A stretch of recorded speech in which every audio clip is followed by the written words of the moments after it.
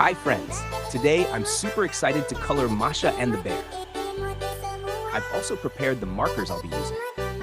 First, a red marker, a brown marker, a skin-colored marker, a yellow marker, a cream marker, and finally, a fluorescent pink marker. Alright friends, are you ready for a super fun and exciting coloring adventure?